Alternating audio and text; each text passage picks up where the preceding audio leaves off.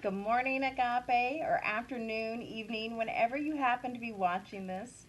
I want to bring some encouragement today by reading a short article that an acquaintance of mine wrote. His name's Taylor Chambers, and it really put into perspective the difficulty that we face in life. What I like is he used people that were born in 1900, and truly that era is a lot of the caseload that we handle in hospice. But let me read what he had to say.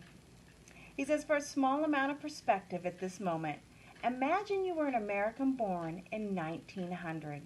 When you're 14, World War I starts, and it ends on your 18th birthday with 22 million people killed.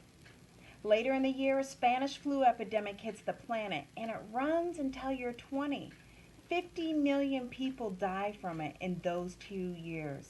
Yes, 50 million.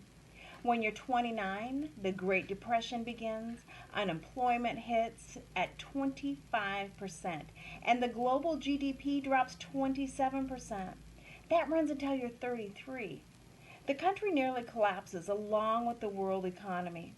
And when you turn 39, World War II starts. You aren't even over the hill yet.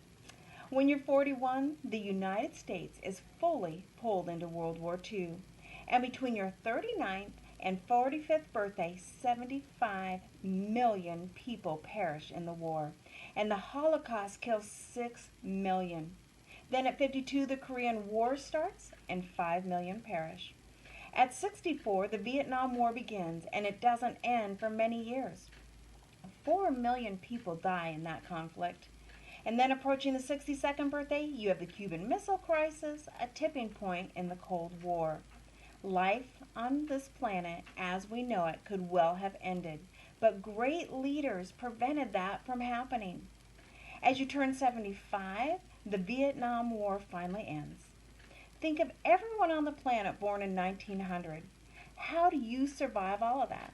A kid in 1985 didn't think that their 85-year-old grandparent understood how hard school was.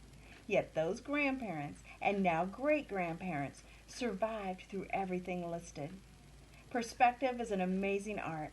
Let's try and keep things in perspective. Let's be smart. Let's help each other out, and we will get through all of this.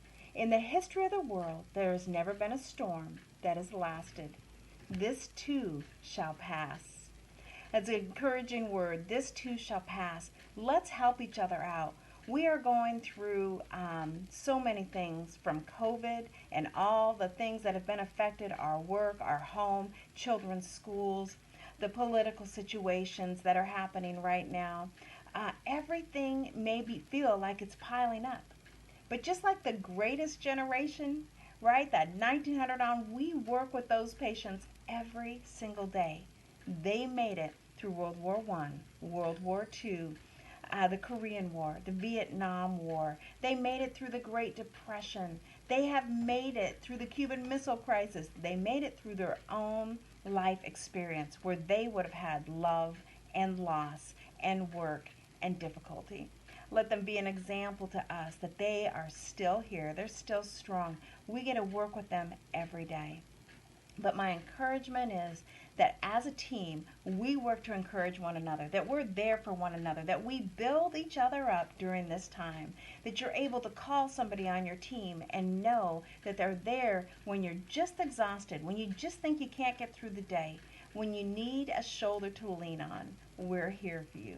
This too shall pass.